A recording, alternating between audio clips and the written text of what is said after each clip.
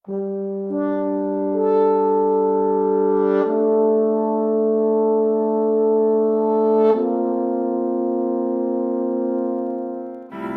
hanya bisa bicara tentang diri sendiri, bukan orang lain. Banyak tahu kami 45 tahun di Papua, dan tahun 77 waktu kami datang, saya dan istri baru nikah dan kami punya panggilan dalam hidup ini. Kami mau buat pelayanan yang orang lain tidak bisa buat atau tidak mau buat. Kalau orang lain bisa, silakan. Kami mau cari pelayanan yang orang lain tidak mau. Itu yang bawa kami ke Papua, Irian Jaya, dan ke suku yang paling terisolir, paling terkebelakang. Di daerah selatan, Merauke, tapi di tengah hutan, bukan dekat kota Merauke. Dan kami masuk dengan pesawat air, turun di sungai, dan mulai menyatu dengan satu masyarakat yang belum pernah ketemu orang dari luar. Kami yang pertama. Dan sesudah 1 bulan di sana, saya dapat hadiah di Papua. Namanya malaria. Setelah saudara datang ke Papua, pasti ada hadiah, pemberian malaria.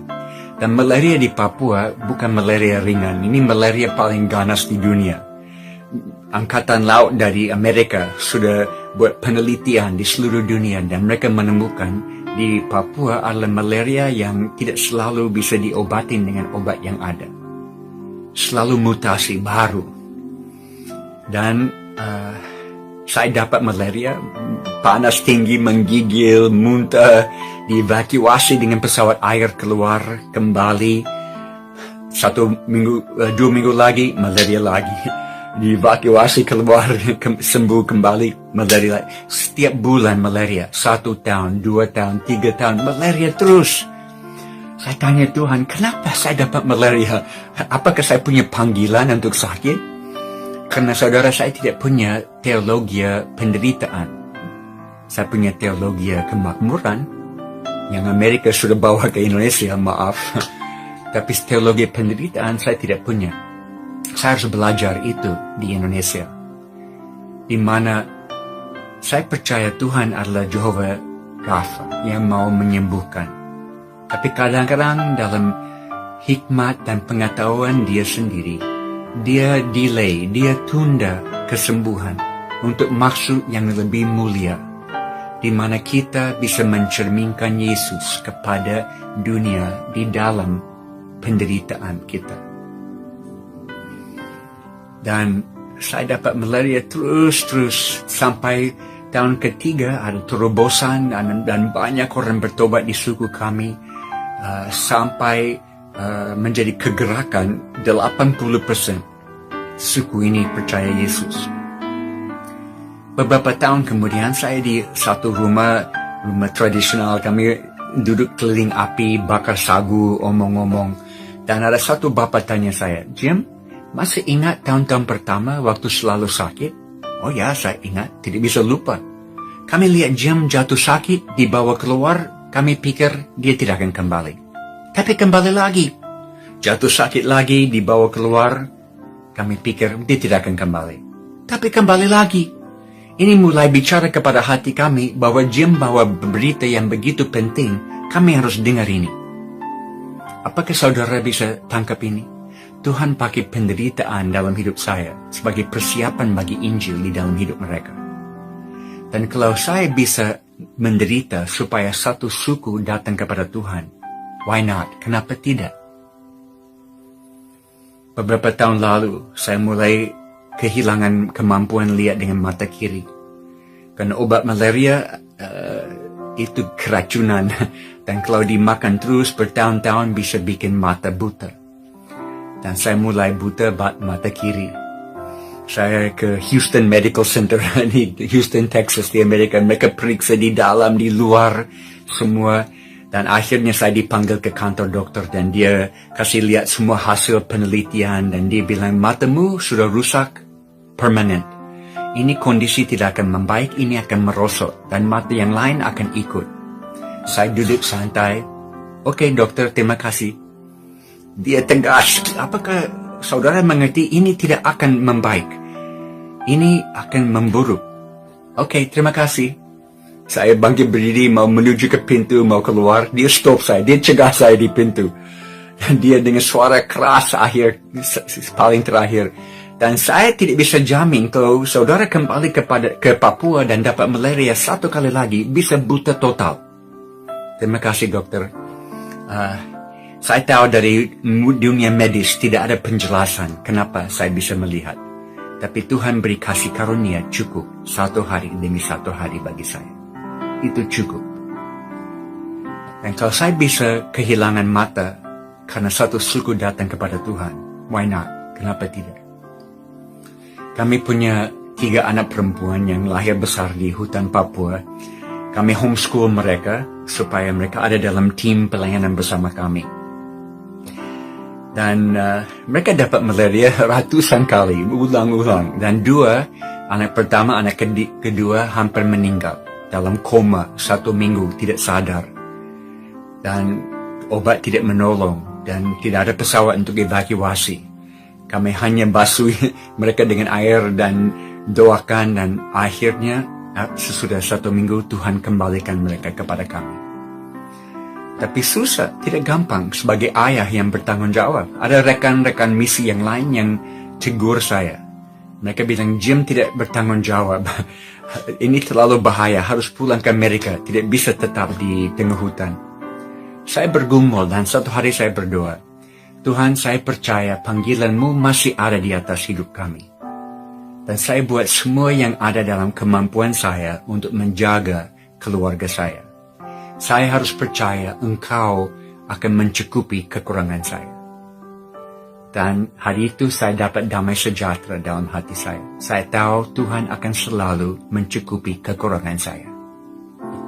Dan kalau saudara ketemu anak-anak saya, mereka sangat senang, mereka besar di hutan Papua. Mereka tidak rasa kekurangan sedikit pun. Mereka rasa mereka anak-anak yang paling kaya di dunia. Dan mereka semua keluar kuliah dan masuk profesi bidang masing-masing.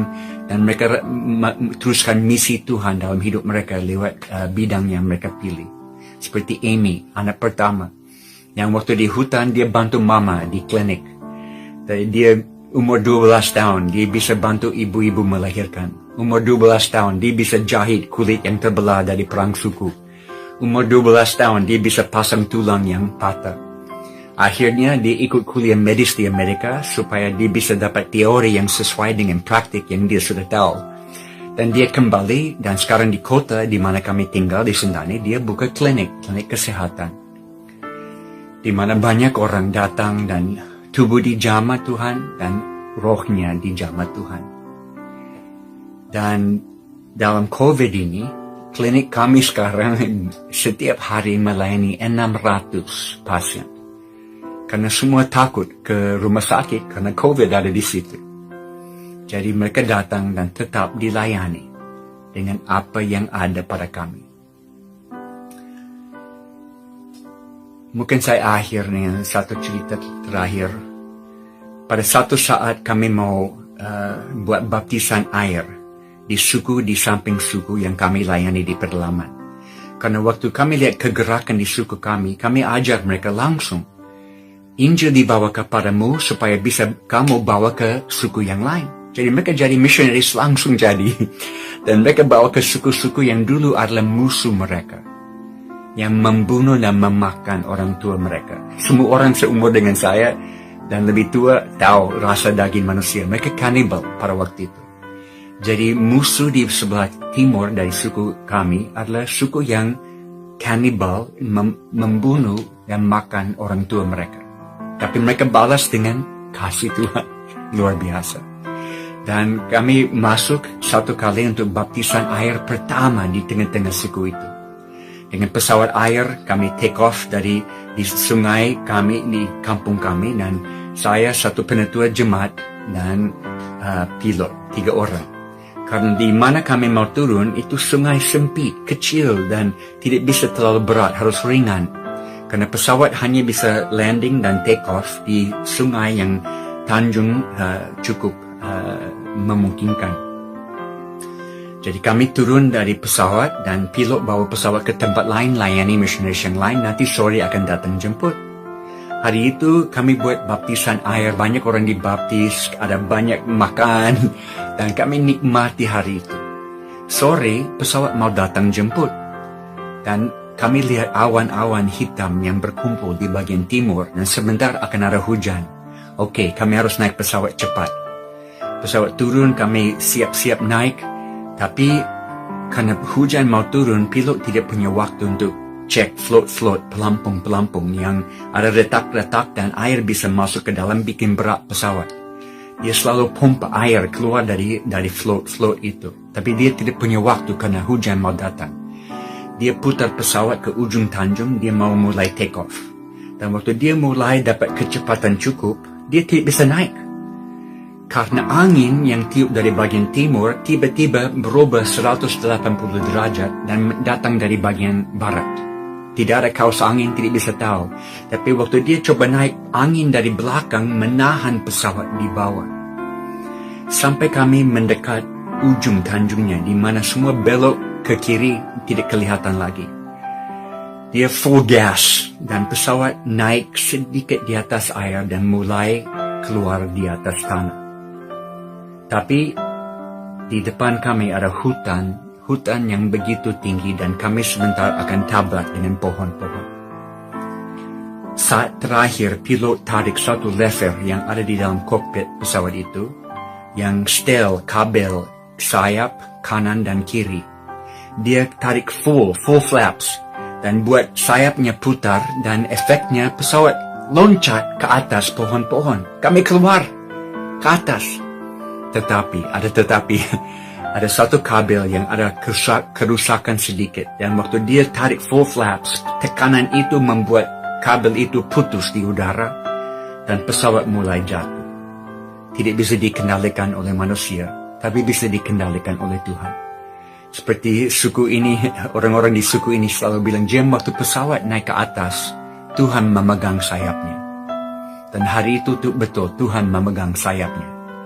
Karena kalau kami turun dan jatuh ke tengah-tengah hutan yang padat, pasti terbakar, hancur total, tidak bisa hidup. Tapi pesawat jatuh ke bagian kiri, di mana sungai sudah belok ke situ, tidak kelihatan dari kami. Dan pesawat jatuh ke dalam air yang dangkal, satu float patah lepas, satu sayap patah lepas, tapi yang sisanya masuk ke dalam air, terbalik, mulai tenggelam. Di dalam beberapa detik kami ada di bawah air.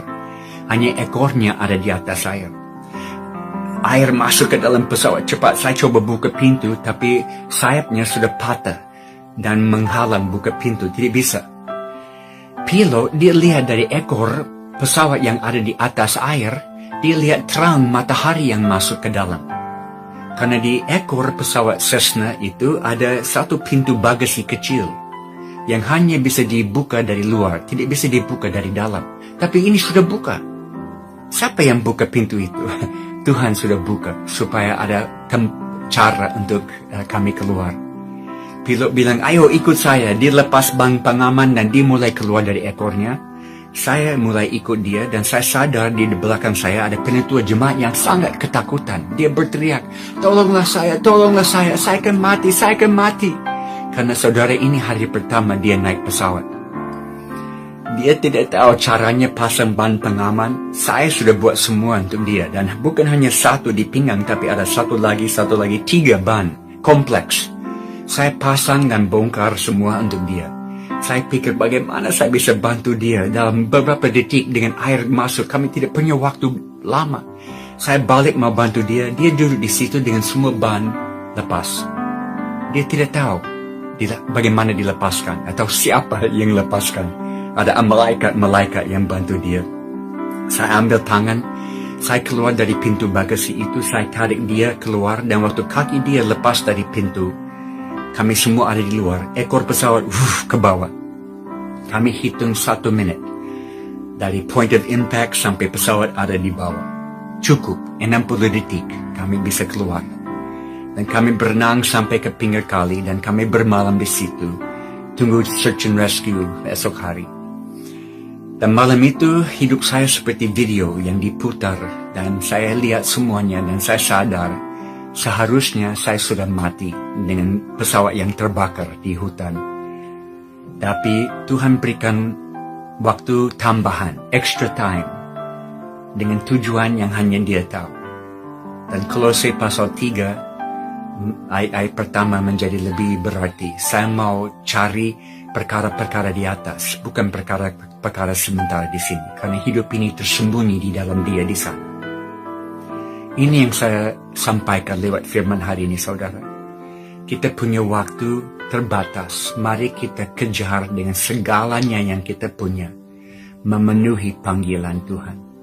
Karena hidup ini bukan tentang kenikmatan kami, tapi bagaimana kami bisa dipakai dalam tangan Tuhan, alat yang berguna untuk membawa banyak orang kepada Dia dengan waktu sisa yang kita punya. Saya mau berdoa bagi jemaat-Mu. Tuhan, terima kasih karena semua yang Kau sudah lahirkan di Jakarta lewat Jakarta City Plus. Dan saya minta supaya Engkau buat mereka tidak puas, harus ada lagi. Lewat COVID ini pintu-pintu baru dibuka, biar mata mereka melihat dengan matamu, kaki mereka lari dengan kakimu, tangan mereka diulurkan dan menjamah dengan tanganmu, biar mereka ada dengan mengikuti pekerjaan Bapa yang menonjol di bumi ini sekarang. Saya minta supaya mereka tidak lambat, mereka tidak bingung, tapi berikan mereka mata untuk melihat pintu yang Kau buka lewat pandemi COVID ini. Berikan hati yang mau taat dan taat cepat, dan melihat kuasa-Mu nonjol di atas mereka. Di dalam kelemahan mereka, kekuatan-Mu akan nampak. Terima kasih. Dalam nama Yesus kami berdoa. Amin. Tuhan menyertai kita semua.